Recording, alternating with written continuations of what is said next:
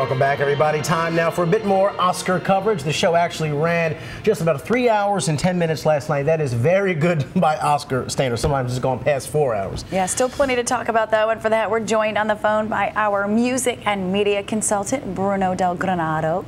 Bruno, it was a night for the artist, wasn't it?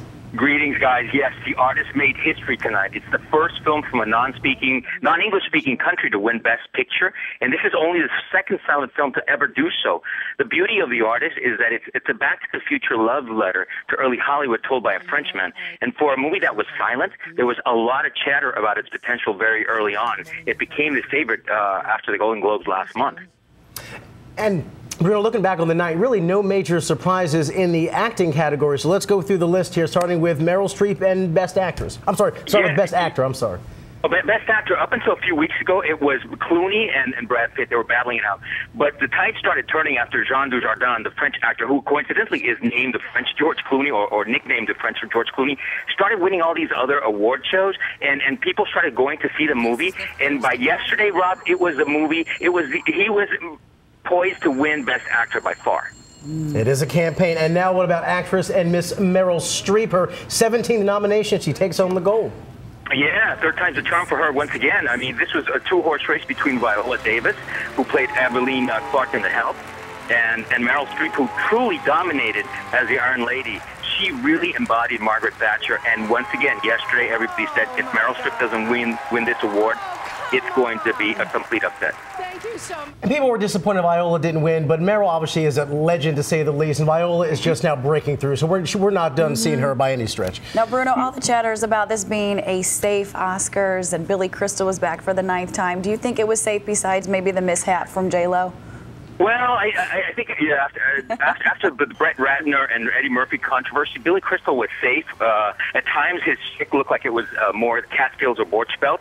But you know what? The Academy needed something that was safe this time. After last year, remember we had James Franco and Anne Hathaway, and they totally bombed. So we needed something that was safe, and Billy Crystal managed to pull it off. And let me jump back to some of the acting categories, Bruno, too, in terms of Best Supporting Actor here, which I thought really was the most eloquent acceptance speech of the night, Christopher Plummer. Oh, my God. And not only that, but he's the oldest actor to ever win an Oscar. Christopher Plummer playing Hal, a 75-year-old who comes out of the closet while he's battling a terminal illness. I mean, there's no way this guy would have not won the award tonight. And finally, you know, all due to him. This was a great role. He did a tremendous job. And, you know, I would have loved to see Max von Sydow or Nick Nolte, but this was Christopher Plummer's to win, and he certainly did.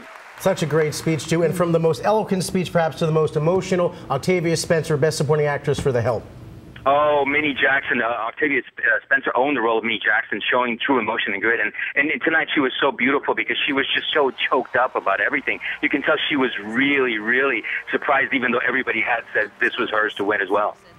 Okay, so red carpet, a lot of glitz, a lot of glamour, of course, and maybe even some hijinks this year. Well, Paula, forget who wore what on the red carpet. Twitter was all abuzz when Sacha Baron, dressed as a dictator, dumped the ashes of his friend Kim Jong-il on Ryan Seacrest.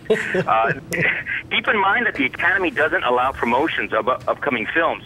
But Cohen staged such a huge campaign this week, and he got away with it. I mean, it was tremendous because just like Gaddafi used to travel with his glamazons, he had his glamazons there. It was so off the cuff, it was amazing. Do you think Seacrest had any idea that was coming? I don't know if Ryan Seacrest thought he was going to get it, but obviously everybody in the red carpet knew he was going to try to pull a stunt. But I didn't think Ryan Seacrest thought he was going to be the recipient of that. Oh, God. I think Ryan makes enough money. He'll find a good dry cleaner. He'll just get another tux. And obviously everyone makes such a big deal about Billy Crystal coming back this year after, what, 8 or 9 year hiatus. What did you think of the job he did? We have about 20 seconds left. He actually did pretty good, very safe. I love the shtick he did with Justin Bieber because Justin Bieber was trying to attract a young demographic. The only thing is he fell flat playing Sammy Davis because nobody under 30 even knows that Billy Crystal played Sammy Davis. And he's those of us who know his career, go back a few more years, know he's been doing Sammy for years. So we're used to him seeing him do that. So a fun show all the way around. Good winners. Good night for Hollywood. Thank you, Bruno, very much. Thanks, Bruno.